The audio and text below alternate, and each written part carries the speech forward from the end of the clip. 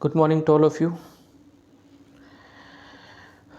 आज हम स्टार्ट कर रहे हैं नया टॉपिक जो 10th क्लास को भी कवर करेगा और आपके कंपटीशन एग्ज़ाम के लेवल को भी कवर करेगा। टॉपिक का नाम सिंपल है, क्वाड्रेटिक इक्वेशन, द्विघात समीकरण। ठीक है, तो उससे करने से पहले हम लोग एक चीज़ करते हैं, polynomial function and it's degree.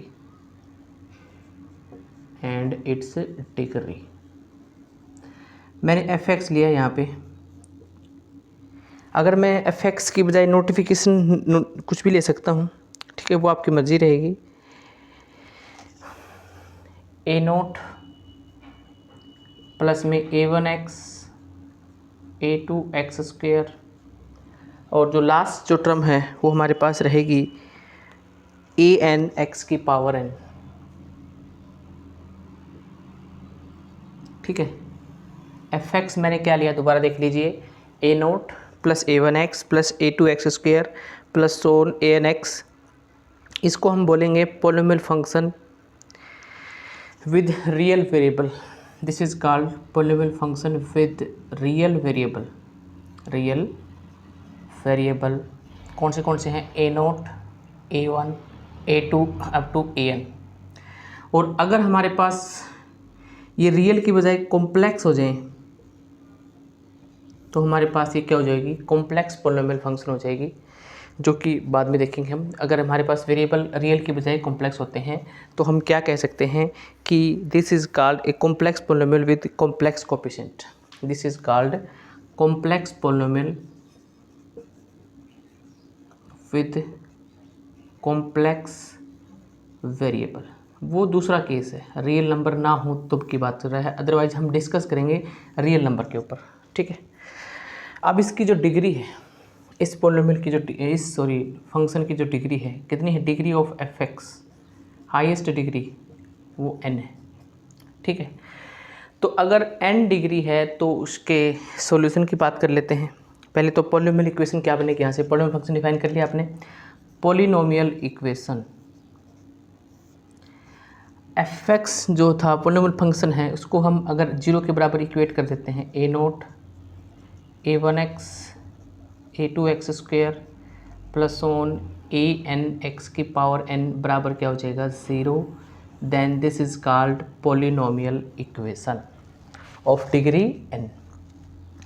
अगर इसके रूट की बात करें तो इस n डिग्री इक्वेशन है तो उसके जो मैक्सिमम नंबर ऑफ रूट आएंगे, जितने भी आ सकते हैं, मैक्सिमम नंबर ऑफ रूट्स वो n आ सकते हैं। ऐसा होगा नहीं कि आपने कहीं पे सुना नहीं होगा कि अगर 1 डिग्री इक्वेशन है उसके 2 रूट आ रहे हैं, ठीक है, 2 डिग्री इक्वेशन है उसके 3 रूट आ रहे हैं।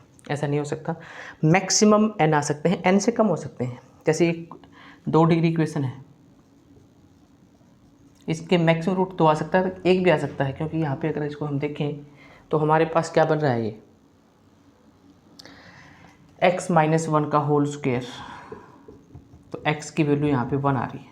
ठीक है, तो ये जितनी भी हमारे पास पावर है, हाईएस्ट पावर है, उसके जो रूट होंगे उससे मैक्सिमम आएंगे, मतलब वो उससे ज़्यादा नहीं आ सकते।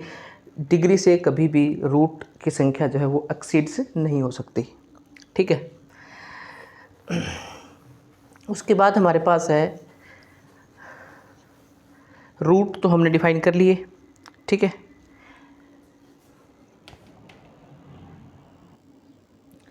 नेक्स्ट है हमारे पास discrete rule of sign. It's very important topic, discrete rule of sign. ये आपको बताता है कि कितने रूट पॉजिटिव है मैक्सिमम और कितने रूट नेगेटिव है। मैक्सिमम कब बताएगा? हमारे पास कोई fx गिवन है, पॉलिनोमियल फंक्शन।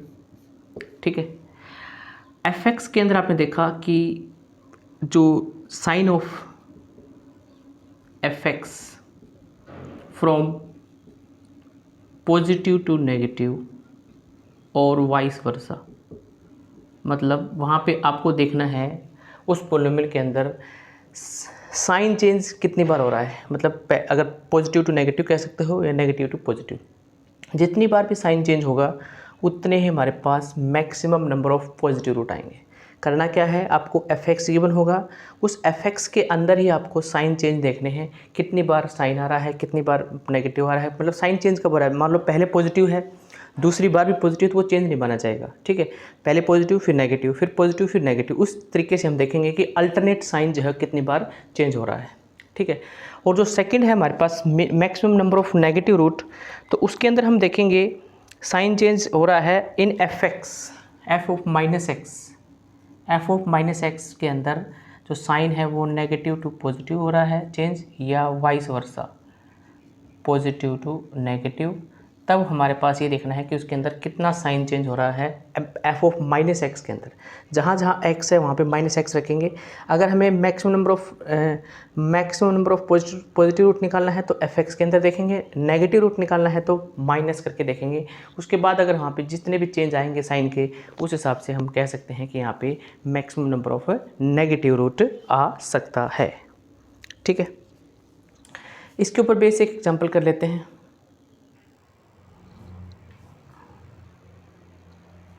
आप लोग अभी आपने किया था डिस्क्रीट रूल ऑफ साइन, उसका एक एग्जांपल देख लेते हैं। हमें निकालना है कि इसके अंदर कितने पॉजिटिव और कितने नेगेटिव रूट लाई करेंगे, कितने पॉजिटिव और कितने नेगेटिव रूट होंगे इसके अंदर, मैक्सिमम नंबर ऑफ। तो पॉजिटिव के लिए मैंने कहा था एफ एक्स को एफ एक्स ही रखना है, ये इसको एफ एक्स मान लेता हूँ मैं। सिंपल मेथड है, जरा देखिएगा एक बार, एक्स की power 4 minus x cube 3x² minus के 14x प्लस में 5 इज इक्वल टू ये जीरो रुक दो एक बार, मैंने यहाँ पे पॉलिनोमियल उठा ली भाई। अब देखो साइन ऑफ चेंज का मतलब क्या होता है। यहाँ पे x की पावर 4 पॉजिटिव था, पॉजिटिव से यहाँ पे क्या आ गया नेगेटिव, मतलब फर्स्ट चेंज आ गया। पहला जो पॉजिटिव है, पहला पॉजिटिव फिर नेगेटिव, मतलब पहला चेंज आ गया, फर्स्ट चेंज ये हो गया। चलिए आगे चलते हैं। अब नेगेटिव से कहाँ पे आ गया पॉजिटिव, सेकेंड चेंज आ गया। नेगेटिव पॉजिटिव था, पॉजिटिव से यहाँ पे क्या आ गया नेगेटिव, थर्ड चेंज आ गया। और वापस नेगेटिव से पॉजिटिव फोर्थ चेंज। तो यहाँ पे क्या लिखेंगे, there are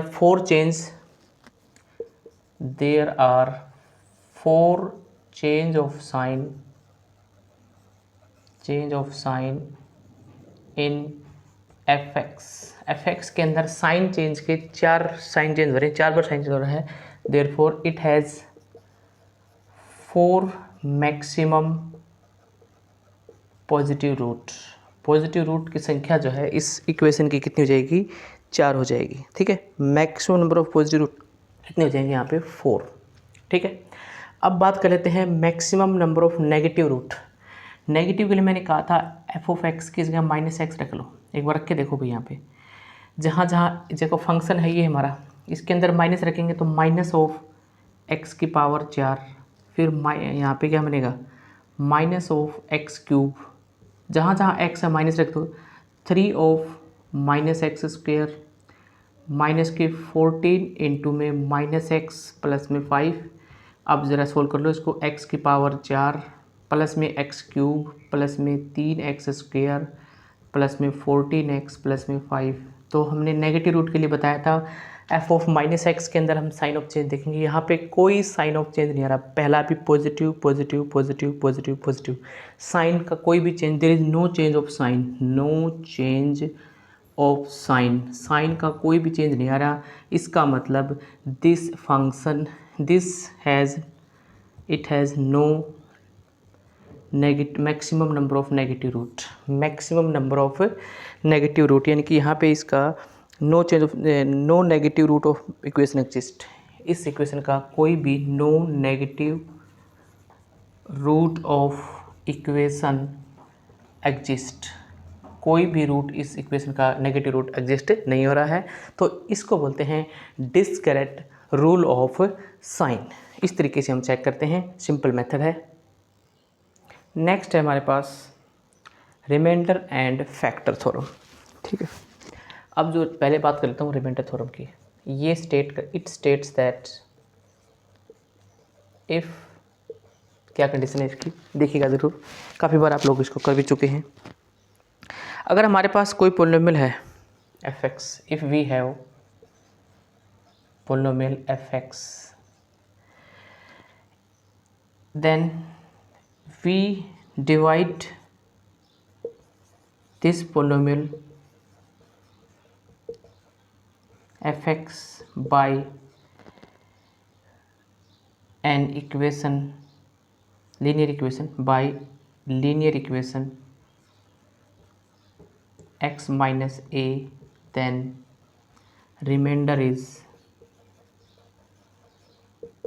f of a। समझ लो इस चीज़ को।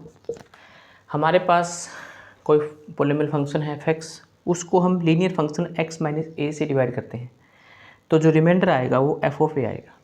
ठीक है। अब जैसे फॉर एग्जांपल हमारे पास ये है polynomial function x square minus के 2x प्लस में 3। ठीक है। और इसको डिवाइड कर रहा है x माइनस 1। ठीक है। इस पोलिनोमियल फंक्शन को x माइनस 1 डिवाइड कर रहा है, तो ये क्या कहता है, इसका जो रिमाइंडर आएगा, हमें बार बार डिवाइड करने की जरूरत नहीं है, इसका जो रिमाइंडर आएगा वो f ऑफ ए आएगा। यानी कि यहाँ पे इससे मैं इसको कंपेयर करना चाहूँ तो यहाँ से a का मान मुझे दिखाई दे रहा है 1। ठीक है। a का मान मुझे क्या दिखाई दे रहा है 1, तो मैं 1 यहाँ पे पुट करूँगा, इसके अंदर f ऑफ 1 निकालूंगा। यहाँ पे मुझे f ऑफ a निकालना है ना, यहाँ पे रिमाइंडर के लिए, तो 1 निकालूंगा तो क्या बनेगा 1 माइनस 2 प्लस में 3, मतलब आंसर क्या आएगा इसका 2 आएगा। तो इसका जो रिमाइंडर है वो 2 आएगा ऑटोमेटिकली। ये कहती है हमारे पास रिमाइंडर थ्योरम। ठीक है। और जो फैक्टर थ्योरम है वो स्पेशल केस है। Factor theorem is a special case of remainder theorem. Factor theorem जो है वो रिमाइंडर थ्योरम का स्पेशल केस है। कैसे है देखिए, हमारे पास वही बात हम इसके अंदर लिखेंगे, fx कोई पोलिनोमियल है, उसको कोई फैक्टर डिवाइड कर रहा है, लीनियर फंक्शन डिवाइड कर रहा है x माइनस ए। fx कोई पोलिनोमियल फंक्शन है और x माइनस ए उसको डिवाइड कर रहा है completely, then remainder is zero आता है। तो x माइनस ए जो है वो इसका क्या हो जाएगा, is a factor of polynomial fx। ठीक है। क्या कहता है ये, अगर हम fx को डिवाइड करते हैं किसी पोलिनोमियल से तो रिमाइंडर हमारे पास क्या आता है 0। ठीक है। यानी कि fx जो है वो डिवाइड होता है x माइनस ए से, तो x माइनस ए उसमें क्या कहलाएगा, फैक्टर ऑफ दिस पोलिनोमियल। तो ये है हमारे पास factor theorem and remainder theorem. अब इसके ऊपर बेस क्वेश्चन मैं आपको करवा चुका हूँ। ठीक है। ये एग्जांपल मैंने आपको दिया था, यहाँ पे हमें डायरेक्ट निकाल सकते हैं। अगर इसे डिवाइड कर रहे हैं, कम्प्लीटली डिवाइड होता है तो रिमाइंडर हमेशा 0 आता है। ठीक है। मतलब अगर किसी भी पोलिनोमियल में x माइनस ए उसका फैक्टर अगर हम कहेंगे तो ये मान के चलना कि उसका जो रिमाइंडर है वो क्या आएगा 0। लेकिन इसमें कम्प्लीटली नहीं कह सकते हम, रिमाइंडर थ्योरम के अंदर, फैक्टर थ्योरम के अंदर कह सकते हैं। अगर फैक्टर बन रहा है तो हमारे पास ये ऑटोमेटिकली जब डिवाइड करेंगे, अगर हमारे पास मैंने इक्वेशन लिख दी एक्स स्क्वायर माइनस के 2x प्लस में 1, अगर ये x माइनस 1 इसका फैक्टर है तो जैसे ही मैं यहाँ पे 1 रखूँगा तो ये 0 आना चाहिए, वही 0 आ रहा है, रिमाइंडर भी हमारे पास क्या आ रहा है 0 आ रहा है। तो ये एक स्पेशल केस था फैक्टर थ्योरम रिमाइंडर थ्योरम का। नेक्स्ट चलते हैं। अब हमारे पास क्वाड्रेटिक इक्वेशन। हमारे पास हमने पोलिनोमियल फंक्शन डिफाइन कर लिया, तो अगर पोलिनोमियल फंक्शन fx है, उसकी जो डिग्री है हमारे पास वो क्वाड्रेटिक इक्वेशन में क्या आएगी 2।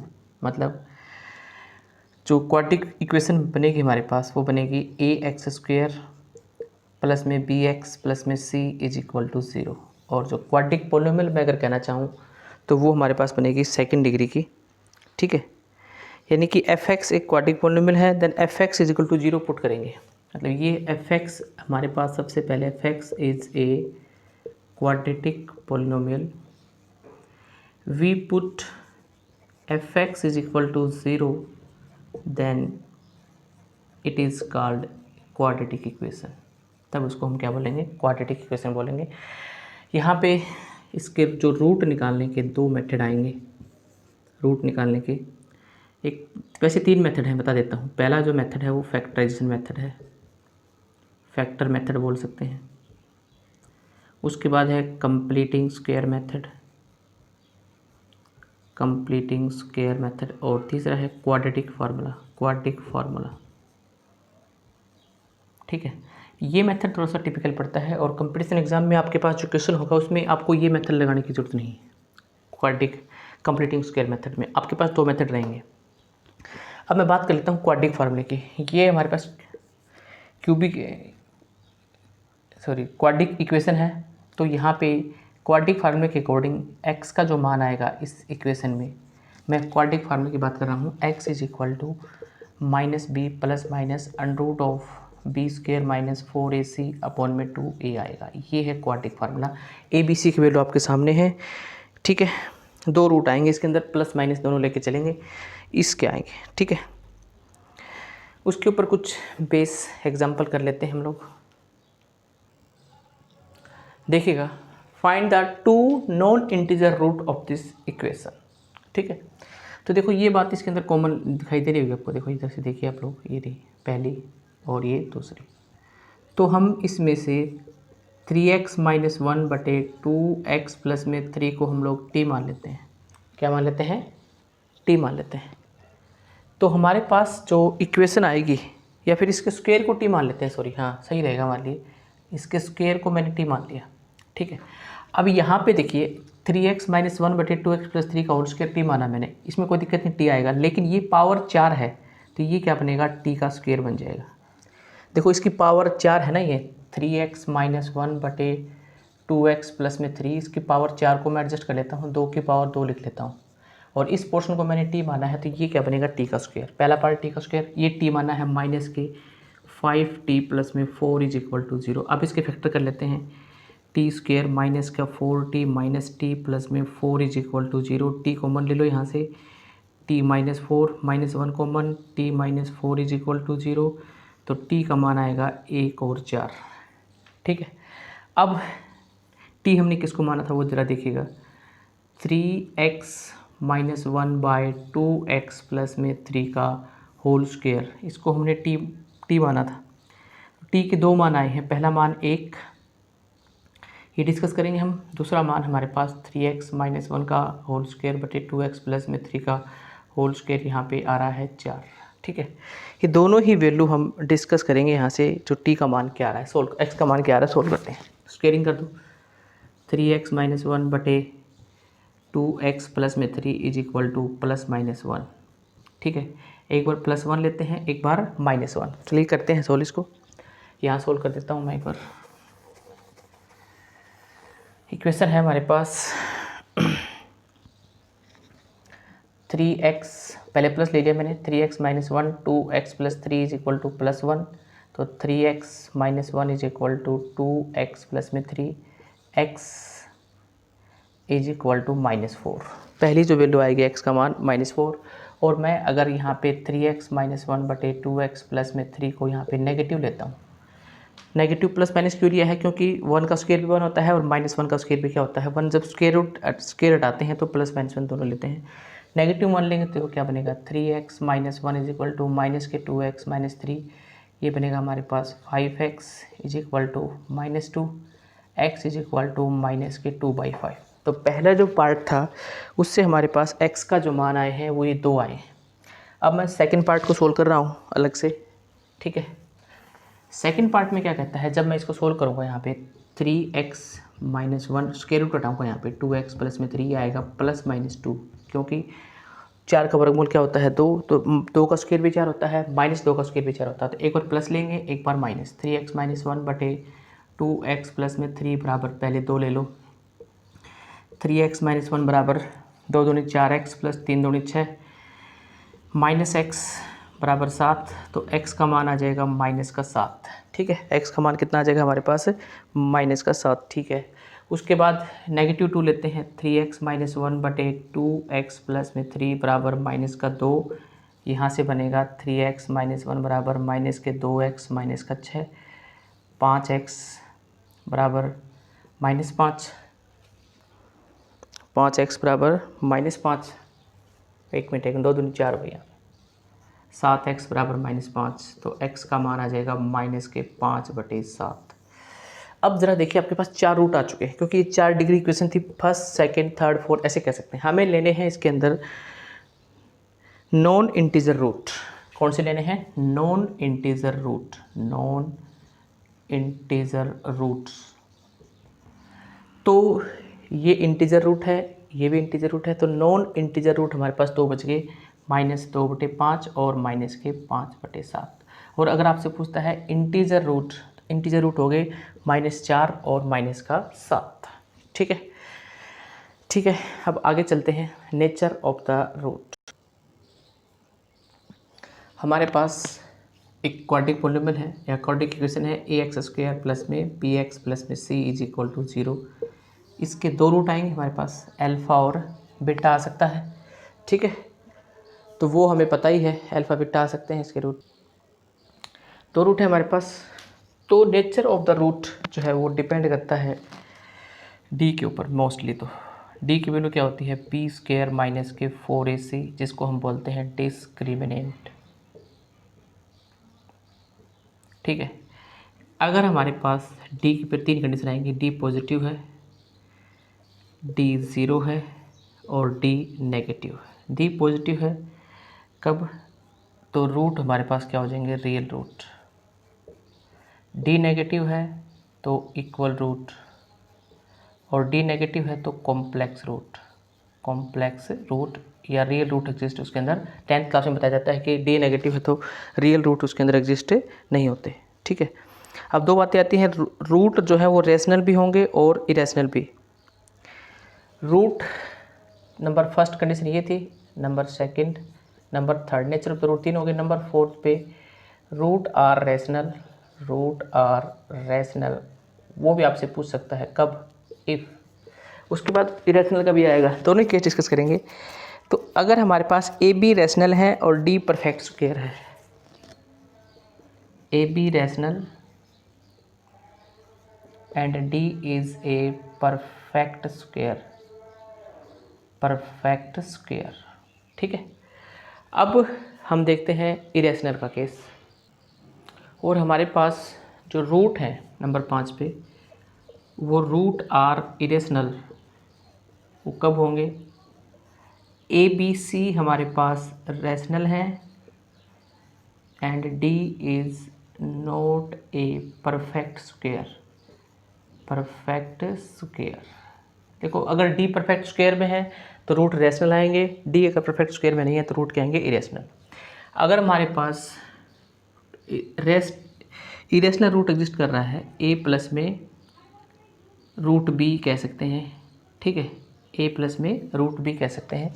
अगर हमारे पास इरेशनल रूट एग्जिस्ट हो रहा है ए प्लस में रूट बी, तो इसके साथ एक नेगेटिव रूट भी एग्जिस्ट होगा, A minus root B. For example, अगर एक रूट 2 प्लस रूट 3 आपको दे रखा है तो इसके अकॉर्डिंग 2 माइनस रूट 3 एग्जिस्ट ऑटोमेटिकली होगा। ठीक है, और ऐसे ही केस हमारे पास कॉम्प्लेक्स नंबर का भी होता है। ठीक है, ऐसा ही केस हमारे पास किसका होता है, कॉम्प्लेक्स नंबर का। अगर a plus iota B root exist हो रहा है तो a minus iota B root भी एग्जिस्ट होगा। ठीक है, तो यहाँ से एक बात कह सकते हैं, दो इरेशनल रूट हैं वो occurs in conjugate pair and complex number are also occurs in conjugate pair. अब इनके कुछ एग्जांपल देख लेते हैं। देखिए example, A B C are distinct real positive number in AP. A B C AP के अंदर है, तो एपी वाला कॉन्सेप्ट याद कीजिए आप लोग। एपी के अंदर हर टर्म के बीच जो अंतर होता है वो समान होता है।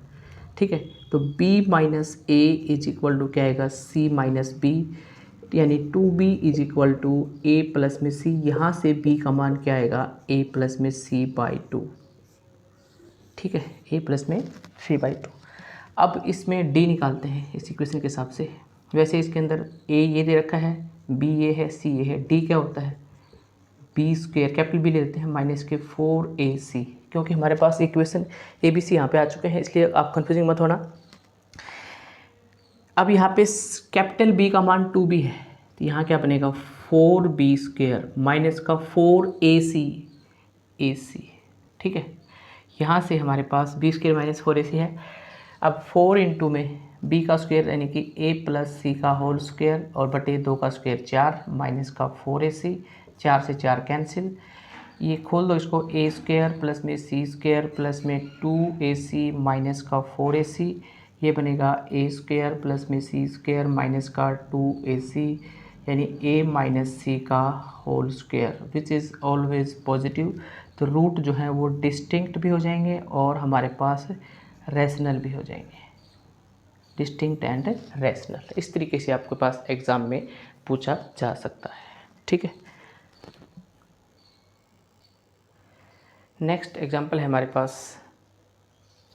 For what value of K quadratic equation has equal root, ठीक है।